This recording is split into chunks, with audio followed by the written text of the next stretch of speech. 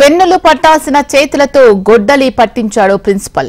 బలహీన వర్గాల పిల్లల భవిష్యత్తును మార్చేందుకోసం ప్రభుత్వం ప్రతిష్టాత్మకంగా ప్రారంభించిన గురుకులంలో జరిగింది ఈ ఘటన.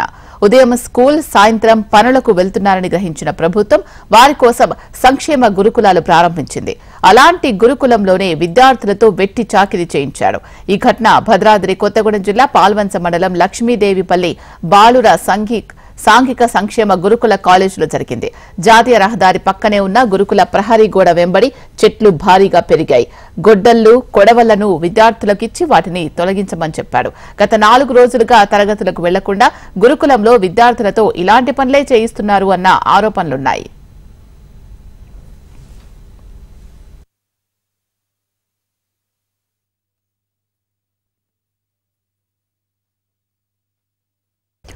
పెన్నులు పట్టాల్సిన చేతులతో గొడ్డలి పట్టించాడు ప్రిన్సిపల్. బలహీన వర్గాల పిల్లల భవిష్యత్తును మార్చేందుకోసం ప్రభుత్వం ప్రతిష్టాత్మకంగా ప్రారంభించిన గురుకులంలో జరిగింది ఈ ఘటన. ఇదే అంశానికి సంబంధించి పూర్తి సమాచారం మా ప్రతినిధి రవికిరణ్ అందిస్తారు.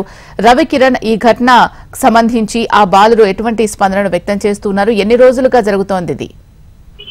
భద్రాద్రి కొత్తగూడెం జిల్లా పాల్వంచ మండలం లక్ష్మీదేవిపల్లిలో ఉన్నటువంటి సాంఘిక సంక్షేమ రెసిడెన్షియల్ కళాశాలలో విద్యార్థుల చేత గొడవల్లో గొడ్డలు పట్టించి హాస్టల్ ఆవరణలో ఉన్నటువంటి చెట్లను నరికిస్తున్నాడు ప్రిన్సిపాల్. ప్రభుత్వం పక్కన పిల్లలకు పౌష్టికాహారం అందిస్తూ వారి భవిష్యత్తుకు తగిన విధంగా విద్యా బోధన చెప్పాలని చెప్పి అందరికి కూడా అన్ని రకాల ఏర్పాట్లు చేస్తుండగా ఒక ప్రిన్సిపాల్ నిర్వాహకం ఇప్పుడు చర్చనీయాంశంగా మారింది. కింది స్థాయిలో కొన్ని చోట్ల రెసిడెన్షియల్ కళాశాలలో, పాఠశాలలో కూడా ఇలాంటి ఘటనలు పునరావృతం అవుతూనే ఉన్నాయి. విద్యార్థుల తల్లిదండ్రులు కూడా భయాందోళన చెందుతున్నారు. విద్యార్థులతో పనిచేయించడం ఏంటంటూ వాళ్ళందరూ కూడా ఎంతో అభ్యంతరం వ్యక్తం చేస్తున్న పరిస్థితి కనపడుతుంది. ముఖ్యంగా విద్యార్థులతో పనిచేస్తున్న సమయంలో విషపూరిత సర్పాలు లేదా చెట్లు నరికే సమయంలో ఏదైనా ప్రభావం సంభవిస్తే ఆ ప్రమాదానికి కారకులు ఎవరు అంటూ కూడా వాళ్ళంతా కూడా ఆవేశంతో మాట్లాడుతున్న పరిస్థితి కనపడుతుంది.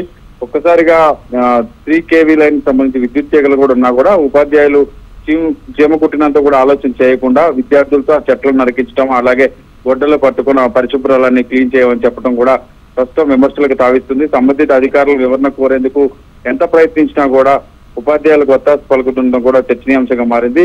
ముఖ్యంగా గత కొంతకాలంగా అనేక మంది రాజకీయ నాయకులు అలాగే కొందరు అండదండలతో ఈ విధమైనటువంటి కార్యక్రమాలకైతే జిల్లా వ్యాప్తంగా చాలా చోట్ల జరుగుతుంది. ప్రిన్సిపాల్ ను వివరణ కోరగా పిల్లలు తోటి విద్యార్థులతో పనిచేసేందుకు వచ్చారని చెప్తున్నారు. కొసమెరుపు ఏంటంటే ఆర్ఏఓకు సంబంధించిన వివరణ కోరగా జీవోలు ఏమీ లేవు, విద్యార్థులతో పనిచేయించే విషయంపై సంబంధిత ప్రిన్సిపాల్ ను వివరాలు అడిగి తెలుసుకోండి చెప్తున్నారు. కానీ ఏదైతే హాస్టల్స్ లో ప్రభుత్వ హాస్టల్స్ లో పేద బడుగు బలహీన వర్గాలకు సంబంధించిన పిల్లలకు విద్య అందించాలని ప్రభుత్వం ఒకవైపు చర్యలు తీసుకుంటూ అనేక పథకాలు పెడుతుంటే ఇలాంటి కింది స్థాయి ఉద్యోగులు, ప్రిన్సిపాల్స్, ఉపాధ్యాయులు పిల్లలను ఒక పని వాళ్ళలాగా వాళ్ళ ఇంట్లో పనులు ఇచ్చినట్టుగా పనులు చేపిస్తుండడం ప్రస్తుతం అయితే చర్చనీయాంశమైంది. దీని మీద పూర్తి స్థాయిలో విచారణ చేపట్టాలి. పిల్లలకు సంబంధించి తల్లిదండ్రులు కూడా అభ్యంతరం వ్యక్తం చేస్తున్నారు. పిల్లలను చదువుకోవడానికి పంపించామా, పని చేయడానికి పంపించామని దీని మీద కూడా సత్వరం చర్యలు తీసుకొని కఠిన శిక్ష విధించే విధంగా వాళ్ళ మీద చర్యలు తీసుకోవాలని వాళ్ళంతా కూడా కోరుతున్నారు.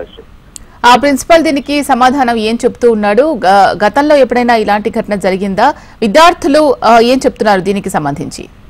ముఖ్యంగా ఉమ్మడి ఖమ్మం జిల్లా వ్యాప్తంగా 2-3 చోట్ల ఇదే విధమైన ఘటనలు చోటు చేసుకుంటున్నాయి. ముఖ్యంగా కళాశాలలో కావచ్చు, సాంఘిక గురుకుల హాస్టల్స్ లో కావచ్చు, కొన్ని చోట్ల ఇట్లాంటి ఘటనలు జరుగుతున్నాయి. ప్రస్తుతం ఈ ఘటన జరిగినటువంటి లక్ష్మీదేవిపల్లికి సంబంధించినటువంటి హాస్టల్లో మాత్రం ప్రిన్సిపాల్ వివరణ కోరగా తనకి ఏమీ తెలియదన్నట్టుగా మాట్లాడుతున్నారు. అలాగే ఎంఈఓను కావచ్చు, మిగతా అధికారులు కూడా సంప్రదించినా కూడా ప్రిన్సిపాల్ తో మాట్లాడమని చెప్తున్నారు. ఇది మాట దాట వేసే పని చేస్తున్నారు తప్ప దానికి సమాధానం అయితే చెప్పట్లేదు.